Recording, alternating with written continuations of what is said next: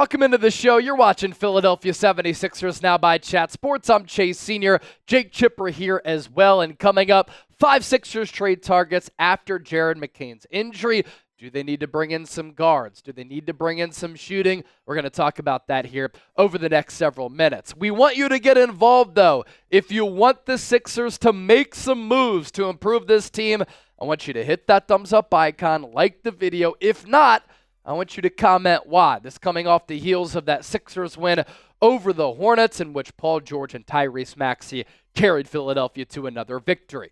The current guard depth right now, with Jared McCain out indefinitely with that meniscus injury. You have Tyrese Maxey, Eric Gordon hit a couple of triples last night, Kyle Lowry back from injury, Reggie Jackson, who I imagine is going to start to get even more minutes in this rotation. And then you have Jeff Dowtin Jr., who I thought was playing a little bit too early to start the year. Nick Nurse figured out, we probably have some better options at that guard spot. Jared McCain started to catch fire. Look, let's just be real. Jeff Dowtin, more of a G League player, and that's just being nice. As for some trade targets and players who Philadelphia could bring in to help their offense, help their shooting woes, because they have been one of the worst shooting teams in the NBA this year, let's begin with Malik Beasley. And a common theme on this show, you'll see that we're talking about a lot of players who are on bad teams who don't have a lot of playoff hopes. This year, Malik Beasley has not been a bad player. He's on a bad team, so he's putting up good stats on a bad team, but he's having one of the best years of his career with ample opportunities. We've seen him be a rotation piece on some playoff teams. 16 points per game, 43.7% from the field, 41+% from three-point range. And on a good team, the minutes will go down, the points per game will go down. But if he's shooting north of 40% from long range, that's obviously very ideal. You take a look at his 2024-2025 shot chart. He's connecting from the left corner on 58.6% of his threes. That's a hot spot if Joel Embiid can get back and healthy. And then 45% from the other corner. And from straight away, 36.6%. So the shooting number is pretty damn good there in what has been an awesome season. And in the last 2 years, you've seen his three-point numbers remain pretty consistent. 41.4% this year, 41.3% last year. For the Bucks, year before that, he was with the Lakers, 35.7, and then the 2 years before that, 37.7, 39.9. He's always among active players up there with three-point makes, and that has been one of the strengths throughout his career. That's why he's gotten paid. That's why he's been on some quality teams, and he continues to get jobs. Three-point percentage by shot type, we can flip the page to that. On jump shots, 40.7%. On pull-ups, always a little bit harder for some people to dribble into the shot. He's 32.7%. In transition, usually you're open with those transition looks, 48.4%. Not a step-back guy, isn't comfortable taking them, only 105, 20%, and he doesn't really like taking them and doesn't have a lot of opportunities to take those. Trade target number 2, Cole Anthony. On that Orlando Magic's team, he just hasn't been getting as many minutes. And we have seen what he's capable of doing throughout his career. It's not going to help you out a lot on the defensive side of the floor, but on the offensive end, can he be that six-man type? Can he come in off the bench and can he give you 15 minutes a night where some nights he's going to be hot and he's going to make some wow plays offensively?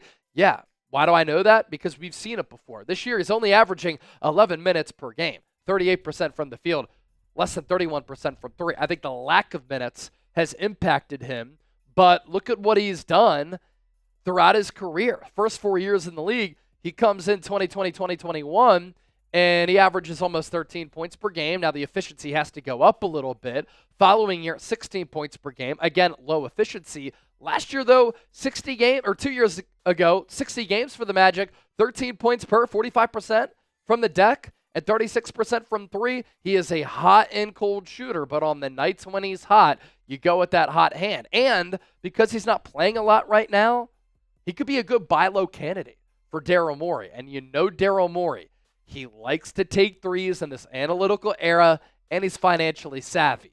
His contract, including this year, $12.9 million in 2024-2025, $13.1 next year, and then team option 13.1 the following year. Before we continue to keep it moving, don't forget to hit that subscribe button, because if the Sixers make a move, if there's some buzz, report, a rumor, we always talk about it here on this show, and we make content. That's our job. We're approaching 21,000 subs, so lock us in. Hit that sub button right now. Our sponsor for today's 76ers Now, our friends at Game Time.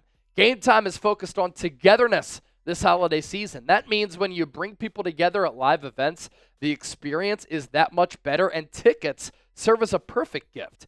Game Time is not just an app for sporting events. You can go to concerts, comedy shows, theater events, and a whole lot more. There's also a great new feature called Game Time Picks that makes getting tickets for live events even easier. It filters out the fluff to show you only incredible deals on great seats so that you don't have to waste time searching through thousands and thousands of tickets. So you have Eagles Commanders coming up. Eagles on the road, opportunity to win the division. After that, they get the Cowboys and Giants at Lincoln Financial Field. Spend the holiday season with somebody who you really care about and give them some tickets. Right now, when you download the app, you create an account. You use the code CHATSPORTS, you get $20 off. Terms apply. First purchase only. Take the guesswork out of buying tickets with Game Time. See the view from your seat before you buy so you know exactly what to expect when you arrive. What time is it? It's game time. All right, Luke Kennard, probably the most accomplished player on this list, arguably, alongside Malik Beasley that we're talking about so far. Luke Kennard has been a very, very good shooter throughout his entire career. Now, of course, defense going to be a little bit of a problem. A few years ago, he got a bag that caused some issues contractually for the team. But if you want a three-point shooter, Luke Kennard is as good as it gets. He also has some playoff experience. He's never going to shy away from the big moment. This year in 2024-2025, he's played 15 games. He's averaging 7 points per game, almost 43% from three-point range. Year before that, last year, 39 games, 45% from three, so missing some time. Little bit of an issue with the Clippers in Memphis, 2022-2023, 49% on his threes. That was number one in the NBA that year. And then in 2021-2022, almost 45% from three. So this is a player in Luke Kennard who will give you 40+% from three pretty much every year. That's what he does. He is a sharpshooter and one of the top shooters, if we're just talking about three-point shooting, in the NBA since he came into the league. Now, why would Memphis want to move off of Kennard? They're deep at the wing spot. They have plenty of guys who can shoot it and defend. And because Luke Kennard can't really defend, not as valuable to the Grizzlies as those other players. How about a reunion with Seth Curry? Some of his best years of his career with Philadelphia, operating on the DHO with Joel Embiid, a sharpshooter, but after he was included in that James Harden-Ben Simmons trade, his career has just kind of gone downhill. And another player who can shoot it very well, but my goodness, he is a zero on the defensive end of the floor. So if you're thinking about a reunion, keep that in mind. Barely playing for Charlotte. That's pretty telling. Charlotte stinks, one of the worst teams in the NBA, and he's barely playing for that team. Wouldn't cost much. He can still shoot it. This year, limited time in these 24 games, 44.4%. Last year, he was with Dallas, didn't play. With Charlotte, barely played, around 35%.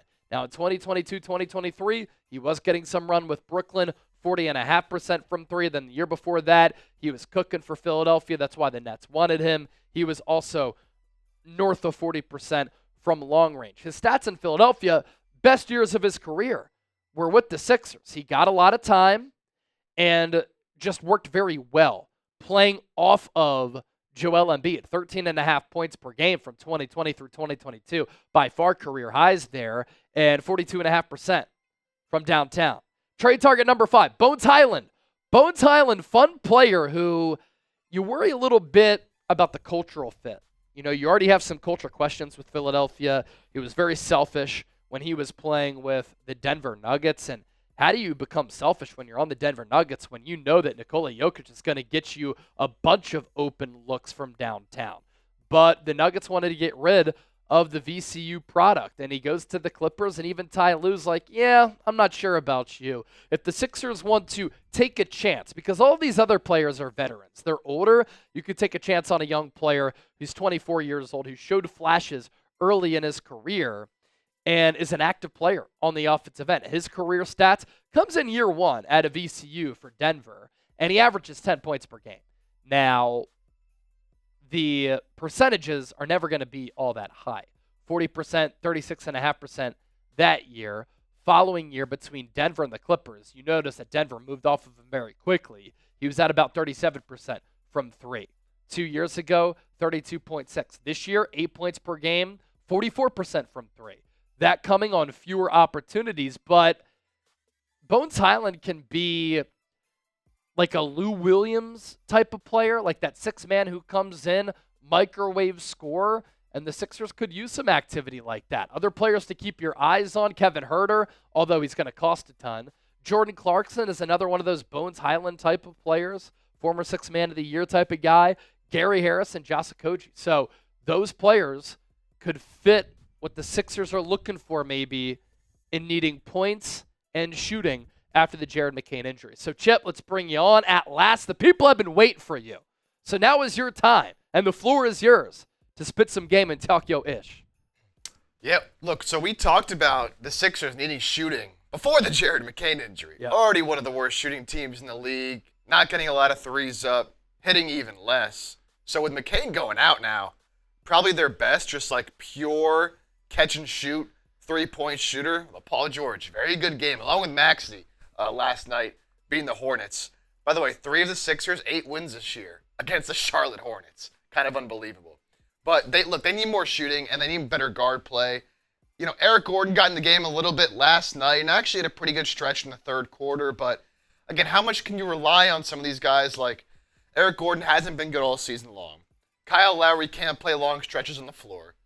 Reggie Jackson, we haven't seen a lot from him this year. Maybe moving forward we'll start to see a little bit more. And as Chase said, Jeff Dowtin Jr. is a G League guy, right? He got some run earlier in the year and just was not very effective. I thought he's a Nick Nurse guy, so it makes sense. He's getting some play here and there that he's on the roster, but just not a guy that I think you can count on moving forward. And I know we all want to swing for the fences and make the big move, right? But, you know, as Daryl Morey approaches the deadline, reports are the Sixers are going to be active and they do want to make some moves. But, you know, how many big names are truly out there for Philadelphia to go try and get? We talked about some of them, but more likely than not, even if they do make a big move, they're going to have to make a move in the margin sort of like this. And a move like this could happen sooner rather than later because of the injury to McCain. So again, like Malik Beasley, I would love a player that, you know, on a team that isn't going to be too hard-pressed to keep him in Detroit, in a selling team that has shown his whole career to be one of the better catch-and-shoot threats around the league. Sixers need that very, very desperately. Cole Anthony, I'm more iffy on, again, because the efficiency hasn't been all that great, but still a younger player as well. Luke Kennard, it's really Kennard and Beasley to me that are intriguing. You know, and you want to say about both of them, like, oh, but they don't play any defense. They don't give you anything outside of shooting. Well, what do you have in the roster? Like, if you replace Eric Gordon in the rotation with him, for example, right? Like, it's not like they were giving you anything like that anyway, so it just gives you that additional spacing, that threat outside that you really need. And, you know, Seth Curry, he could be had for a second-round pick, so just another guy you could bring in if you needed to. But Philly, in my opinion, has to make a move to address their lack of three-point shooting, because when you look at all the best teams in the league, look at the Boston Celtics. What do? They get up more threes than anybody in NBA history. So you got to figure out a way to knock down more threes, get more threes up. Of course, that falls on the shoulders of Maxey and Paul George, but you need some role players as well to be able to figure that out. Good stuff from Chip, and a good list put together for everybody to be a little bit more informed. That's always what we try to do on this show. And we leave you with this because, again, we always want you to have a voice on this program. Your favorite 76ers trade target is who? Let us know as you venture down there. Hit that sub button, and we'll catch you tomorrow right here.